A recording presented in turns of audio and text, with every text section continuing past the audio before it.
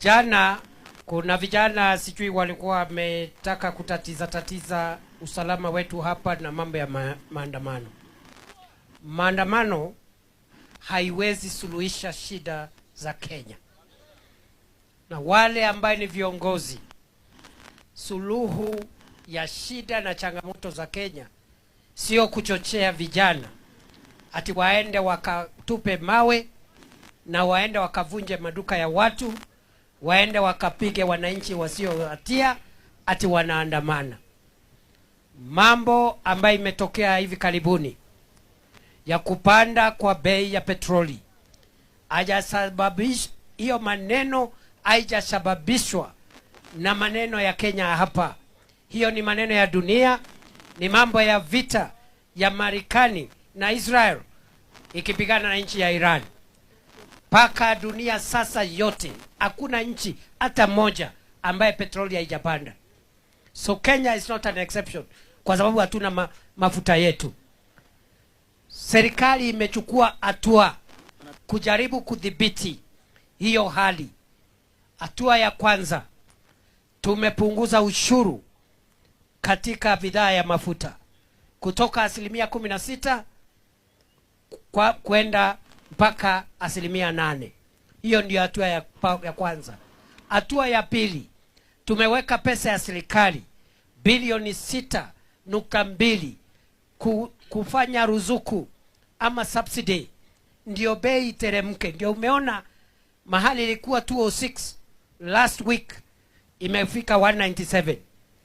Bado tukienda mbele tuko na hatua zingine tunataka kuchukua step by step to stabilize fuel prices. The problem we are having with fuel is not manufactured in Kenya. It is because of the crisis in Iran, because of the war between US, Iran, and Israel in between.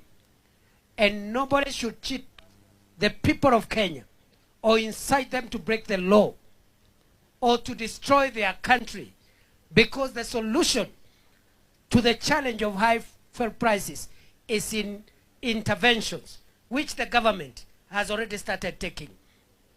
We have reduced VAT from 16% to 8%. Step number 1. Step number 2, we have disbursed 6.2 billion shillings as fuel subsidy. And we have step 3, step 4, step 5, paka tuhakikisha ya kwamba hiyo bei tumeidhibiti ndio wananchi wasiumie. Ni kweli si kweli? So we don't want people who have run out of ideas and people who squandered their time in office to incite young people. Instead of creating jobs and giving young people ideas how to empower themselves, you are inciting them to go and destroy their country, destroy our infrastructure, burn shops, and threaten their own parents and their own kinsmen.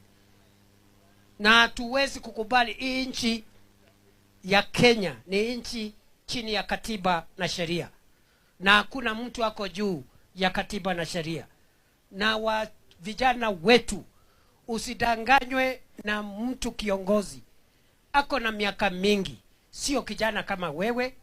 Yeye ameelimisha watoto wake, yeye amemaliza kazi yake ya muhimu duniani, alafu akuje wewe kijana wa miaka 20, miaka 30, bado haujapata familia, bado wengine hawajapata kazi, bado haujaanza maneno yako, alafu uende akuambie uende ukahatarisha maisha yako kufanya mambo ya fujo na kukabiliana na polisi kule barabarani. Usikubali kiongozi ambaye amekuwa na wakati wake ameutumia vibaya. Na kama hao watu wanaamini vijana wao, watoto wao wakuwe mbele katika maandamano, niseme nisiseme? Si wako na vijana? Si mimi niko na vijana? Si hao wako na vijana? Wakuwe ule anaitisha maandamano, your son, your daughter should be in the forefront.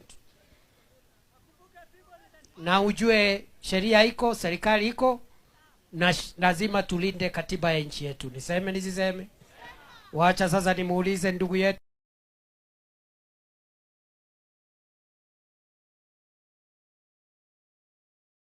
Vijana wetu Usidanganywe na mtu kiongozi. Ako na miaka mingi, sio kijana kama wewe.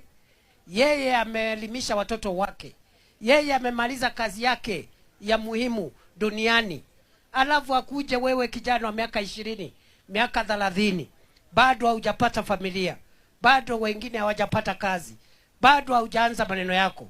Alafu uende akuambie uende ukahatarisha maisha yako kufanya mambo ya fujo na kukabiliana na polisi kule barabarani. Usikubali kiongozi ambaye amekuwa na wakati wake ameutumia vibaya. Na kama hao watu wanaamini vijana wao, watoto wao wakuwe mbele katika maandamano, niseme nisiseme? Si wako na vijana? Si mimi niko na vijana? Si hao wako na vijana? Wakuwe ule anaitisha maandamano, your son, your daughter should be in the forefront.